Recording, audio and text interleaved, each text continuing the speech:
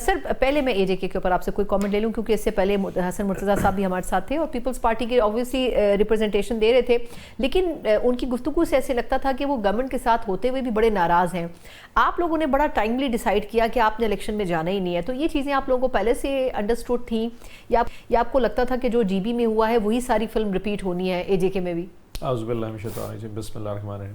پہلے تو یہ وقت نے ثابت کر دیا کہ جو تحریک انصاف کا فیصلہ تھا وہ اس وقت جو حالات اے جے کے میں چل رہے ہیں وہ بہترین فیصلہ تھا.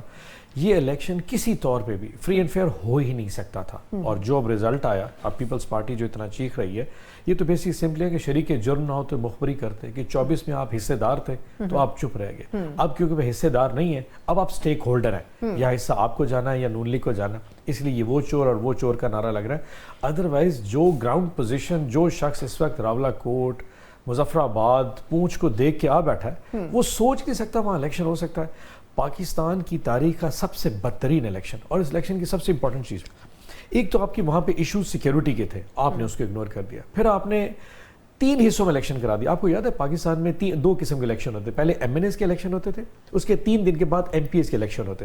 سو جو پارٹی ایم این اے کے الیکشن جیتی تھی نارملی پنجاب اور صوبے میں وہی جیتی تھی، کیونکہ لوگوں کا ماحول بن جاتا تھا، کیونکہ فیڈریشن میں اب اس کی گورنمنٹ بن چکی ہے، اس لیے ایم پی ایز میں اسی ووٹ دیں. اسی طرح آزاد کشمیر کے الیکشن 3 حصوں میں کر دیے. ایک حصہ جو ابھی کل یا پرسوں ہوا ہے، ایک حصہ اب دوبارہ میرے خیال میں 7 اگست اور ایک پھر 10 کو جا کے ہونا ہے. سو اس کا امپیکٹ بھی آئے گا، اور یہ کوئی اتنی بڑی اچنبے کی بات نہیں تھی. لیکن اس سے پہلے کبھی نہیں ہوا اس طرح، یہ پہلی دفعہ کیا، جسٹ بیکاز کہ اس کو مینج کرنا آسان ہے نا، کہ آپ ایک دن پہلا الیکشن آپ نے مینٹین کر لیا، اب لوگوں کو پتہ لگ گیا جی 10 یا 12 سیٹیں نون لیگ نے جیت لی ہے. اب دوسرے فیز میں لوگ کہیں گے کیونکہ سب سے پاس نون لیگ کو ہے تو اب ووٹ ان کو دے. ایک امپیکٹ کریٹ کرنے کے لیے یہ پہلے پاکستان کی 90 کی دہائی میں ہمارے پاکستان میں ایسا ہوتا رہا ہے. پھر کسی نے کہا کہ نہیں ایک ہی دن الیکشن آئے، ادروائز امپیکٹ ہوتا. نمبر 1. نمبر 2، یہ ایک اسکرپٹ کا حصہ ہے. ڈونٹ یو ریمبر، آپ 2-3 مہینے پرانے ٹاک شوز اٹھا کے دیکھ لیں، سب کو پتا تھا کہ جی بی کی الیکشن میں پیپلز پارٹی جیتے گی اور آزاد جموں کشمیر میں نون لیگ. یہ حصے متعین کر دیے گئے. یہ جو شور ہے یہ ایک عوام کو پاگل بنانے کے لیے نا ایک وہ فالس فیس سیونگ کری ہے، جی ہمارے ساتھ بڑا فراڈ ہو گیا. کیا آپ کو جی بی میں جو الیکشن ملے تھے وہ آپ کی کارکردگی ملے تھے؟ سندھ تو جا کے دیکھ لینا، آج کراچی میں جو لیاری میں سوراب گوڈ میں وہ جو گند کی نالی ہے وہ نہریں بند ہو چکی گند کی وجہ سے.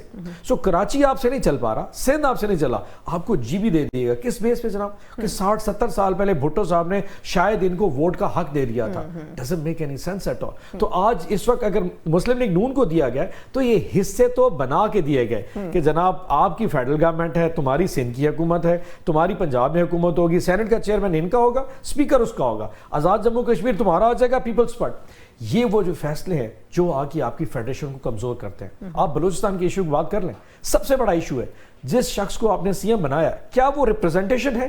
وہ اپنے دیرہ بکٹی کی ریپرزنٹیشن نہیں ہے. اچھا اس میں سے ایک اور پہلو کہ ابھی وہ کل سے ویڈیوز بھی چل رہی ہیں جس طریقے سے وہاں پر جو کچھ گروپس ہیں، جو جتھے ہیں، وہ وہاں پر اسلحے کے ساتھ، اور پتہ ہی چلا ہے کہ وہ کچھ ان کے پاس امریکی اسلحہ بھی ہے. وہ اس کو کس کانٹیکس میں دیکھتے ہیں؟ یعنی وہ بھی ایک ایلیمنٹ تو تھا، اس کو کنٹرول یا ختم کرنے کے بجائے ایک طریقے سے سپریس تو کیا گیا ہے، لیکن وہ اس کا کوئی حل تو نہیں ہے پرماننٹ.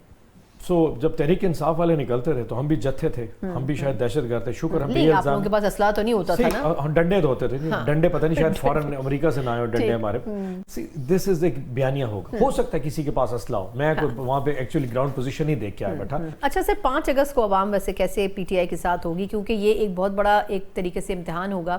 اس مرتبہ کے پی کی جو لیڈرشپ ہے وہ یہ سمجھتی ہے کہ چلیں ہم جلسہ ضرور کریں گے، لیکن جو احتجاج ہونے ہیں اس کے لیے پنجاب میں بھی کچھ نہ کچھ ایک سکسیسفل کامیاب شو ہونا چاہیے. آل دا سینس، اس میں دوسری رائے نہیں. کسی میں جلسہ ہوگا، لوگ آئیں گے، جلسہ اچھا ہوگا، وہ اپنا فیوچر کا لائمل بھی دیں گے. Punjab has to come out. اس دفعہ ہم نے پنجاب کی پلاننگ کی ہے، وہ لاہور میں ایک بہت بڑا پروٹیسٹ ہوگا اور انشاءاللہ پورے اسسٹنٹ ڈی سی کے پاس تو گئے تھے سلمان اکرم راجہ صاحب، جلسے کے لیے گئے تھے. جلسے کی درخواست ہمیں پتہ ہے اس کا کیا ہونا، لیکن یہ پروٹیسٹ لاہور میں ضرور ہوگا. اسی طرح جو باقی ریجنلز ہیں اس میں ڈسٹرکٹس میں بھی پروٹیسٹ ہوں گے، اس میں باقی جو ریجنل ہیڈ کوارٹرز ہیں ملتان، فیصل آباد، پنڈی، وہاں بھی پروٹیسٹ ہوں گے. اور اضلاع میں بھی لوگ پروٹیسٹ کریں گے. اس دفعہ 5 اگست کو آپ ایک اچھی پی ٹی آئی. لیکن آپ کے خیال میں کیسے، سوری آپ کی بات کاٹ رہا ہوں، کیسے نکالیں گے آپ؟ ہر دفعہ احتجاج میں لوڈ سارا کے پی کے اوپر ہوتا ہے، کیسے پنجاب سے نکالنے کی کوشش؟ کے پی پہ لوڈ احتجاج کا نہیں ہوتا. کے پی پہ لوڈ کسی بھی ایک ایسے بڑے پاور شو کا ہوتا ہے جو کہ انہوں نے کرنا ہوتا ہے. تو وہاں پہ ریزسٹنس کا یہ چکر نہیں کہ پولیس مارے گی.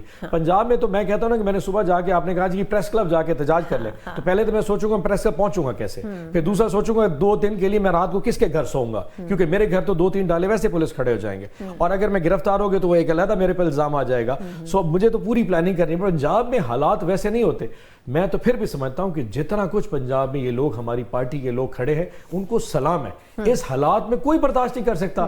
یہاں پہ تو کوئی کسی کو مطلب نکلنے نہیں دیتا. 5 کو آپ یقین کریے ہم آپ کو ایک اچھا پاور شو دکھائیں گے اپنی استعداد. لیکن آپ لوگ اس کو پرامن رکھنا چاہیں گے. پرامن تو کیا مطلب, ہم تو صرف الفاظ ہی کہیں گے. ہمارے پاس سب سے بڑا جو اسلحہ ہے وہ ہمارے الفاظ ہوں گے, نہ کوئی ڈنڈا ہے نہ سوٹی ہے. اور وہ بھی آپ سے ریکویسٹ کریں گے ہم گلی پہ کسی بھی سڑک کے اوپر ہم سائڈ پہ فٹ پاتھ پہ بیٹھیں گے, اس سڑک تک بلاک نہیں کریں گے, کسی گاڑی کو بند نہیں کریں گے. صرف یہ کہیں گے کہ یار ہمارا خان سچا تھا, تم لوگوں نے زیادتی کی ہے, اس کے جو کیسز سارے جھوٹے ہیں, اور یہ جو کہہ دے تنہائی اور علاج کی سچویشن ہے, this is all totally wrong, this has to be rectified. اتنی بات کرنے کے اوپر آپ میرے ساتھ کیا کر سکتے ہیں وہ تو یہ لوگ بتائیں گے.